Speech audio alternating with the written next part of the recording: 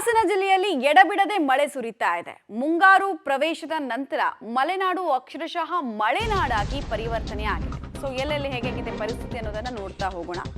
ಸಕಲೇಶಪುರ ಹಾಗೂ ಚಿಕ್ಕಮಗಳೂರು ಭಾಗದಲ್ಲಿ ಭಾರಿ ಮಳೆ ಆಗ್ತಾ ಇರೋದರ ಡೀಟೇಲ್ಸ್ ನಮಗೆ ಲಭ್ಯ ಆಗ್ತಾ ಇದೆ.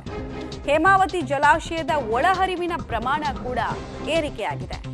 ಒಂದೇ ದಿನಕ್ಕೆ 6,356 ಕ್ಯೂಸೆಕ್ನಷ್ಟು ಒಳಹರಿವು ಹೆಚ್ಚಳ ಆಗಿರೋದರ ಡೀಟೇಲ್ಸ್ ಸಿಗ್ತಾ ಇದೆ.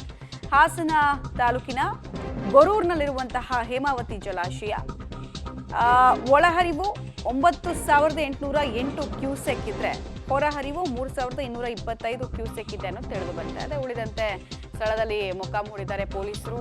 ಆಮೇಲೆ ಈ ತರದೆಲ್ಲ ಪರಿಸ್ಥಿತಿ ನಮಗೆ ಜೂನ್ ಎಂಡಲ್ಲಿ ಅಥವಾ ಜುಲೈ ಸ್ಟಾರ್ಟಿಂಗ್ ನಲ್ಲಿ ಕಾಣೋದಕ್ಕೆ ಸಿಗ್ತಾ ಇತ್ತು. ನೀರಿನ ಮಟ್ಟ ವಿಪರೀತವಾಗಿ ಏರಿಕೆ ಆಯಿತು ಅಂತೆಲ್ಲ. ಕೆಲ ಕಡೆಗಳಲ್ಲಿ ಗುಡ್ಡ ಕುಸಿತ ಎಲ್ಲ ಸಂಭವಿಸ್ತಾ ಇದೆ. ಸಕಲೇಶಪುರ ತಾಲೂಕಿನ ಆನೆಮಹಲ್ ಬಳಿ ಭೂಕುಸಿತ ಉಂಟಾಗಿರೋದ್ರ ಡೀಟೇಲ್ಸ್ ಕೂಡ ಸಿಗ್ತಾ ಇದೆ. ಬೆಂಗಳೂರು ಮಂಗಳೂರು ಸಂಪರ್ಕ ಕಲ್ಪಿಸುವಂತಹ ಹೆದ್ದಾರಿ ಭೂಕುಸಿತದಿಂದಾಗಿ ವಾಹನ ಸಂಚಾರಕ್ಕೂ ಕೂಡ ಅಡಚಣೆ ಉಂಟಾಗಿದೆ. ಒಂದ್ ಕಡೆಗೆ ಡ್ಯಾಮ್ನಲ್ಲಿ ಹೇಗಿದೆ ಪರಿಸ್ಥಿತಿ ಇರೋದನ್ನ ಹೇಳ್ತಾ ಇದ್ವಿ, ಇನ್ನೊಂದು ಕಡೆಗೆ ಮಳೆಯ ಆರ್ಭಟ ಆನೆಮಹಲ್ ಬಳಿ ಯಾವ ರೀತಿ ಇದೆ ಅನ್ನೋದನ್ನ ಕೂಡ ತೋರಿಸ್ತಾ ಇದ್ವಿ. ರಾಷ್ಟ್ರೀಯ ಹೆದ್ದಾರಿ 75ರಲ್ಲಿ ಭಾರಿ ಪ್ರಮಾಣದಲ್ಲಿ ಭೂಕುಸಿತ ಉಂಟಾಗಿರೋದ್ರ ಡೀಟೇಲ್ಸ್ ಸಿಗ್ತಾ ಇದೆ. ಸಕಲೇಶಪುರ ತಾಲೂಕಿನ ಆನೆಮಹಲ್ ಬಳಿ ಭೂಕುಸಿತ ಉಂಟಾಗಿರೋದ್ರ ಡೀಟೇಲ್ಸ್ ಇದು ಬೆಂಗಳೂರು ಮತ್ತು ಮಂಗಳೂರನ್ನ ಸಂಪರ್ಕ ಮಾಡುವಂತಹ ಹೆದ್ದಾರಿ. ಈಗ ಅಲ್ಲಿ ಸಂಚಾರ ಆಗ್ತಾ ಇಲ್ಲ, ಅಡಚಣೆ ಉಂಟಾಗಿದೆ ಅನ್ನೋದು ತಿಳಿದು ಬರ್ತಾ ಇದೆ. ಆ ಗುಡ್ಡದ ಮಣ್ಣನ್ನೆಲ್ಲ ತೆರವು ಮಾಡಬೇಕಾಗತ್ತೆ. ಡೀಟೇಲ್ಸ್ ಕೊಡ್ತಾರೆ, ನೇರ ಸಂಪರ್ಕದಲ್ಲಿ ಜಾಯ್ನ್ ಆಗ್ತಾ ಇದ್ದಾರೆ ಶಶಿಧರ್. ಭೂಕುಸಿತದ ಪ್ರಮಾಣವನ್ನ ಗಮನಿಸ್ತಾ ಇದ್ವಿ ನಾವು. ಸೊ ಈ ಕಂಪ್ಲೀಟ್ ಆಗಿ ಸಂಚಾರ ಸ್ಟಾಪ್ ಆಗಿದೆಯಾ?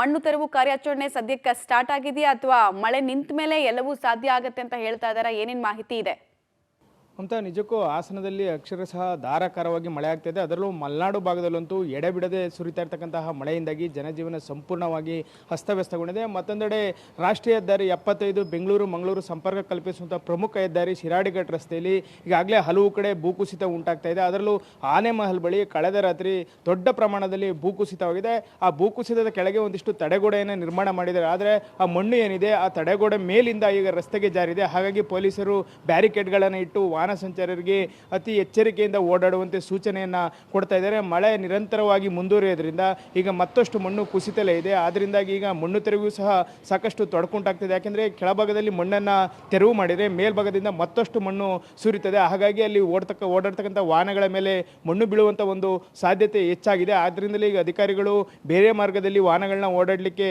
ಅವಕಾಶವನ್ನು ಮಾಡಿಕೊಟ್ಟು ಈ ಭಾಗದಲ್ಲಿ ಮಣ್ಣು ತೆರವು ಕಾರ್ಯಾಚರಣೆಗೆ ಮುಂದಾಗಲಿಕ್ಕೆ ಒಂದು ಚಿಂತನೆಯನ್ನು ನಡೆಸ್ತಾ ಇದ್ದಾರೆ. ಯಾಕೆಂದರೆ ಈ ಚತುಷ್ಪಥ ರಸ್ತೆಗಾಗಿ ಎರಡೂ ಕಡೆಗಳಲ್ಲೂ ಅವೈಜ್ಞಾನಿಕವಾಗಿ ಗುಡ್ಡವನ್ನು ಬಗೆಯಲಾಗಿದ್ರೆ ಇದರಿಂದಾಗಿಯೇ ಸುಮಾರು 100 ಅಡಿ ಎತ್ತರದಿಂದ ಮಣ್ಣು ಜಾರಿ ರಸ್ತೆಗೆ ಬರ್ತಾ ಇದೆ. ಅಲ್ಲದೆ ಹೇಳಿಕೆಯಲ್ಲಿ ಸಕಲೇಶಪುರ ಮಲೆನಾಡು ಭಾಗ ಅಲ್ಲಿ ನಿರಂತರವಾಗಿ ಮಳೆ ಆಗ್ತಿದೆ. ಅದು ಎಡೆಬಿಡದೆ ಸುರಿತೋದ್ರಿಂದ ಅಲ್ಲಿ ಭೂಕುಸಿತ ಉಂಟಾಗ್ತಿದೆ. ಹಾಗಾಗಿಯೇ ಏನೀಗ ಸಕಲೇಶಪುರ ಭಾಗದಲ್ಲಿ ಶಿರಾಡಿಘಾಟ್ ರಸ್ತೆಯಲ್ಲಿ ಸಂಚಾರ ಮಾಡ್ತಕ್ಕಂಥ ವಾಹನ ಸವಾರರು ಎಚ್ಚರಿಕೆಯಿಂದ ಓಡಾಡಬೇಕಾದಂಥ ಒಂದು ಪರಿಸ್ಥಿತಿ ನಿರ್ಮಾಣವಾಗಿದೆ. ಮಮತಾ.